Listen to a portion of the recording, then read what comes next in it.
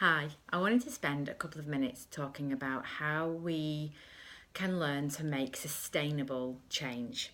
So, we've all done it, especially on, for example, New Year's Eve, or maybe after a blowout holiday when you decide you're going to lose weight, whether it's giving up smoking, whether it's going to be joining the gym, you're going to go for a new job. We all decide, yeah, I'm going to make a change.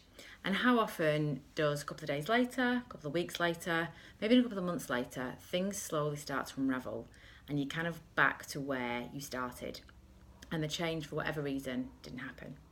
Now, if we try to think about change as an easel, so an easel to stand up and to work needs to have three solid legs. Two strong legs won't work, three wobbly legs won't work, because as soon as a gust of wind comes or a person pushes past it, it'll fall down. So if you can imagine those three legs, now when we talk about change and sustainable change, those three legs represent three key factors for the success. The first one is self-awareness. So that is basically your mindset, your approach. That will dictate your success. So it's believing that you can make this change. It's having a positive frame of mind. So not setting yourself up to fail, to saying, yeah, I can do this. Yeah, I'm going to give it a go. Not listening to maybe some of those self-limiting beliefs.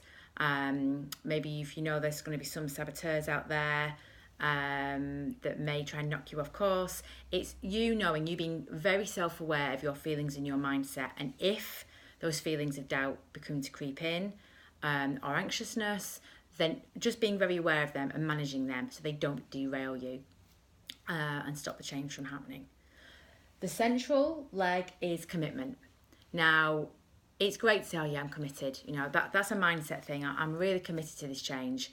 But actually being really committed means having a robust plan.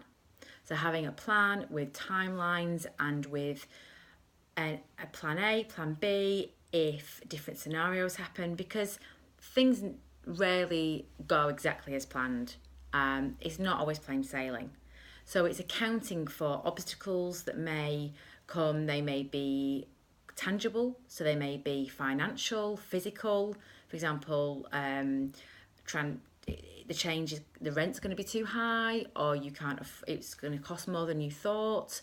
It might be emotional. It might be that this is a lot tougher than you thought. So there's going to be obstacles that come along the way, and it's planning for those, and it's planning that they could happen, and if they do happen, how are you going to handle it, and planning to make sure that it doesn't derail you and turn into a wobbly leg. It's having a nice, strong, stable, robust plan to keep you committed. The third leg is there being significant reward. And this is about really being motivated for the change, to make the change and to keep the change.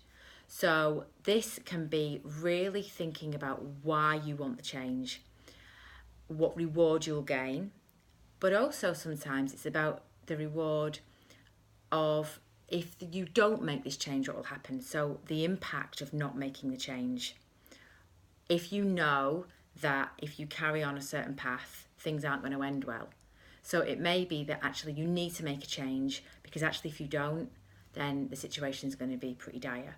So it's having that motivation, and it's really honing in on why you want this change to happen. So picture yourself, how will it make you feel?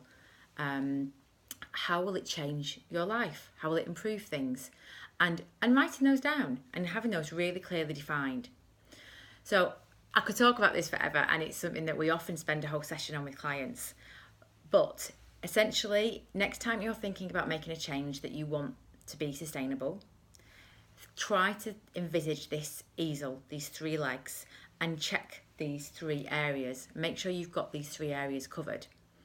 And then hopefully it won't be a flash in the pan. It'll be a change that is sustainable and that you can work towards over time, and that will have an impact on your life, and won't be something that kind of becomes a dream and think, oh, I wish I could have done that. That was my goal.